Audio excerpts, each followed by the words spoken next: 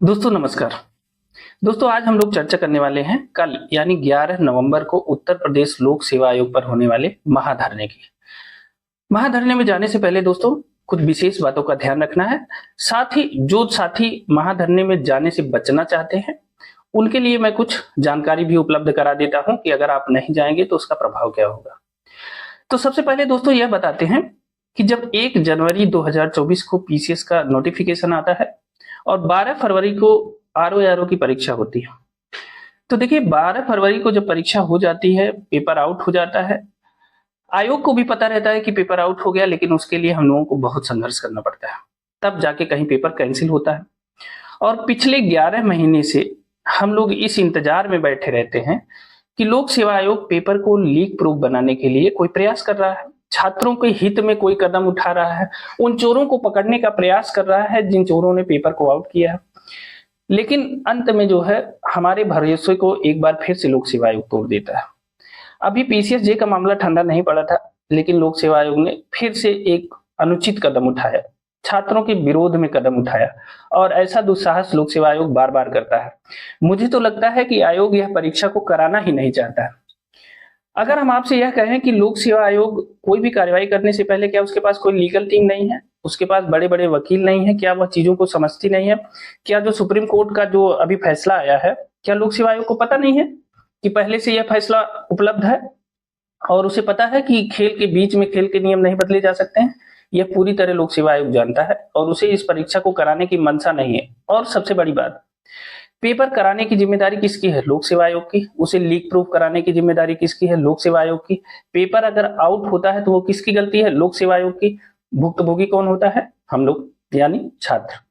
आखिर आपकी गलतियों की सजा बार बार छात्रों को क्यों मिले? पिछले 11 महीने से हम धैर्य पूर्वक इस बात का इंतजार करते रहे कि आप आज नहीं, कल नहीं, परसों नहीं, कोई एक डेट देंगे और लीक प्रूफ परीक्षा कराने के लिए आप प्रतिबद्ध हैं और उसको पूरा भी करेंगे। लेकिन फिर से लोक सेवा आयोग ने वही काम किया जो हमेशा करता आया है। उसको पूरी तरह से पता है कि यह वैकेंसी फंस जाएगी, क्योंकि पहले से जो सुप्रीम कोर्ट का अभी फिर से एक बार डिसीजन आया है जिसमें सुप्रीम कोर्ट ने एक चीज को क्लियर कट कर दिया है कि जो खेल की शुरुआत होती है वो परीक्षा के विज्ञापन से ही हो जाती है। और जिस दिन परीक्षा का फॉर्म भरा गया, लास्ट डेट खत्म हो गई, उसके बाद उसके नियमों में कोई परिवर्तन नहीं किया जा सकता। यह आयोग को बखूबी पता है और ये इतना जानते हुए भी उसने यह दुस्साहसिक कदम उठा दिया। ठीक है। और उसमें भी सबसे मजे की बात बताएं जिसकी चर्चा बहुत कम हो रही है, आरओ की जो परीक्षा है वो तो खत्म हो गई थी 12 फरवरी को। उसकी परीक्षा होने के बाद मान लीजिए जब उसका पेपर आउट हो गया तो उसको कैंसिल किया गया। तो आरओ की जो परीक्षा है जिसकी नई डेट दी गई है 22-23 दिसंबर को, ये तो री एग्जाम है। अब सोचिए री एग्जाम को कराने के समय इन्होंने क्या किया, जो पहले परीक्षा हुई थी वह 2 पाली में पेपर हुआ था, सामान्य हिंदी का शाम को हुआ था और जीएस का पेपर सुबह हुआ था। अब इन्होंने जब री एग्जाम कराने जा रहे हैं ये, तब इन्होंने उसकी प्रक्रिया में परिवर्तन कर दिया। आपको क्या लगता है आयोग ये जानता नहीं है कि एक बार जब परीक्षा हो गई है और उसका री एग्जाम होना है तब उसकी प्रक्रिया में हम कोई परिवर्तन नहीं कर सकते? बखूबी जानता है आयोग, उसके पास लीगल टीम है, उसको सब लोग बताने वाले हैं कि ये वैकेंसी फंस जाएगी, लेकिन वह जानबूझकर ऐसा कार्य करता है। अब सोचिए री एग्जाम के पहले उन्होंने हिंदी और जीएस का पेपर एक कर दिया और 2 टाइम में होने वाली परीक्षा को 1 टाइम में कर दिया, और उसके तीन बार में वह परीक्षा होगी, 3 टाइम में वह परीक्षा कराई जाएगी। तो सोचिए कि सबसे पहले उन्होंने पेपर को समाहित कर दिया, तो यह भी गलती कर दिया क्योंकि इसके पहले यह परीक्षा हो चुकी है, दोबारा होनी है, तो आप ऐसा बिल्कुल नहीं कर सकते। तो यह वैकेंसी कहां जाएगी? कोर्ट में फंस जाएगी। तो आरओ के लिए ये समस्या है। पीसीएस में उन्होंने क्या किया, जो आज तक होता आया है उस प्रक्रिया को बदल दिया। अब 1 दिन की परीक्षा 2 दिन में कराने जा रहे हैं। सबसे बड़ी बात, लोक सेवा आयोग कहता है कि हमें सबसे पहले होता है कि 49 जिलों में हमें सेंटर बनाना है, फिर बाद में आते हैं कि 41 जिलों में ही सेंटर बनाया जा रहा है, बाकी जिलों में हमें सेंटर सही नहीं मिले। अब सोचिए जहां सरकार इस चीज का दावा करती है कि यूपी की कानून व्यवस्था बहुत अच्छी है, हमारे 75 जिले हैं, 75 जिलों में सिर्फ 41 जिलों में ऐसे सेंटर मिले हैं जहां हम लोक सेवा आयोग की परीक्षा सुचितापूर्ण करा सकते हैं। अब सोचिए जो 34 जिले हैं वहां की शिक्षा व्यवस्था किसके भरोसे है? वहां आप यह गारंटी नहीं ले सकते कि वहां की परीक्षा सुचितापूर्ण होगी। तो जो हाई स्कूल इंटर की परीक्षा होती है, जो बीए बीएससी एमए की परीक्षा होती है, वह परीक्षा सुचितापूर्ण नहीं हो रही। इसका मतलब आप यह मान के चल रहे हैं कि जो 34 जिले हैं वहां बेईमानी हो रही है। और वो भी योगी सरकार में हो रही है, जहां प्रशासन को सबसे सर्वोच्च स्थिति में रखा गया है। तो दोस्तों ये सब बहुत कंट्राडिक्शन है, और कुल मिला जुलाकर इस बात को जितना बढ़ाते जाएंगे उतना बढ़ता जाएगा। मुझे सिर्फ ये कहना है कि लोक सेवा आयोग जानबूझकर यह वैकेंसी फंसाना चाहता है, और उसने हम लोगों को फिर से सड़क पर उतरने के लिए मजबूर कर दिया है। यूं कहें कि सड़क पे तो हम थे ही, बस उसने इशारा कर दिया है कि अब वहां से नहीं, मध्य में आके खड़े हो जाइए। तो हमें फिर से सड़क पे उतरने को मजबूर कर दिया है। कल महाआंदोलन है। आप लोगों से निवेदन है कि आप लोग बिल्कुल बढ़ चढ़कर हिस्सा लीजिए, क्योंकि जो नॉर्मलाइजेशन की प्रक्रिया है वह एक दिन ऐसा राक्षस बन जाएगा, वह किसको कब निगल लेगा कुछ पता नहीं चलेगा। तो इसलिए आज ही समय है, और एक ही दिन का समय है। उस दिन पूरा जोर देकर संवैधानिक तरीके से, शांतिपूर्ण तरीके से आप अपनी मांग रखिए, लोक सेवा आयोग के सामने पहुंचिए।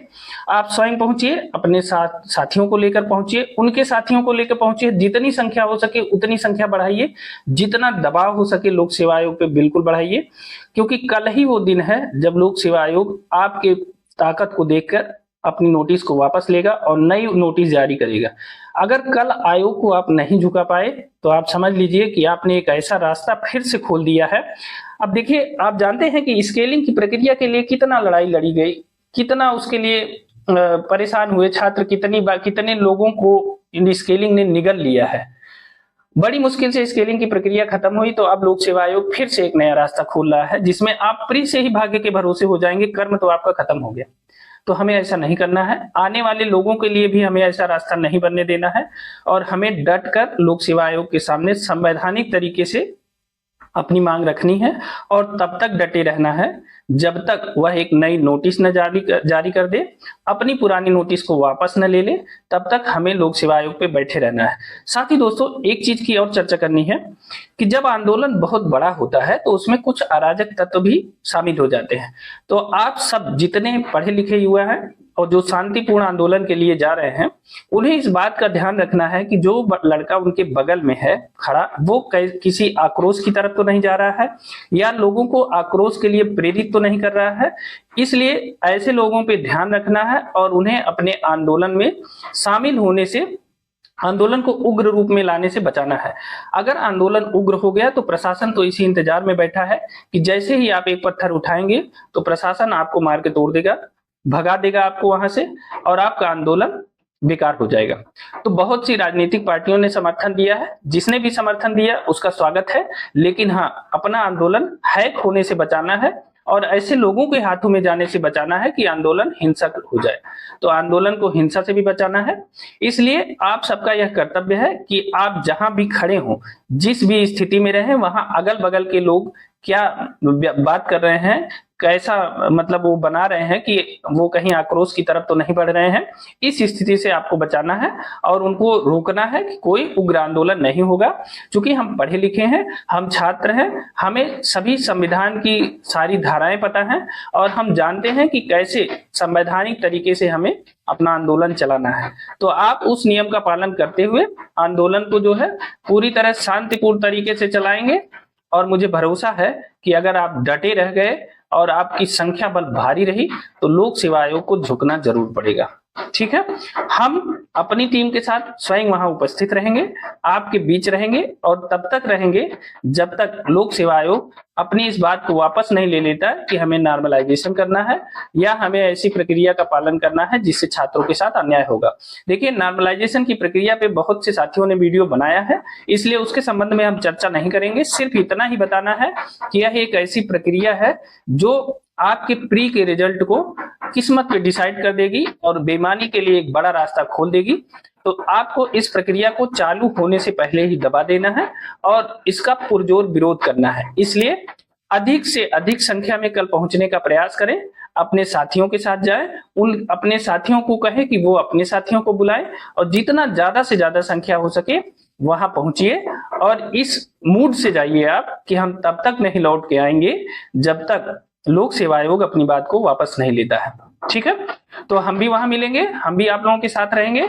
आप आइए, और एक चीज का हमेशा ध्यान रखिए, मैं बार बार कह रहा हूं, बिल्कुल संवैधानिक तरीके से, शांतिपूर्ण तरीके से आप अपने अधिकारों की मांग लोक सेवा आयोग के समक्ष रखिए, और लोक सेवा आयोग को इसलिए मजबूर कर दीजिए कि वह आपके आपकी बात को माने बिना वह अपने मन से मनमानी कोई कार्य नहीं कर सकता। अब देखिए, आपको हमने पहले ही बताया कि जो लोक सेवा आयोग की मंशा है वह पूरी भर्ती रोकने की है, क्योंकि उसे पता है कि यह भर्ती आज नहीं तो कल कोर्ट में फंस जाएगी। हमें ऐसा बिल्कुल नहीं होने देना है कि उसकी मंशा सफल हो जाए।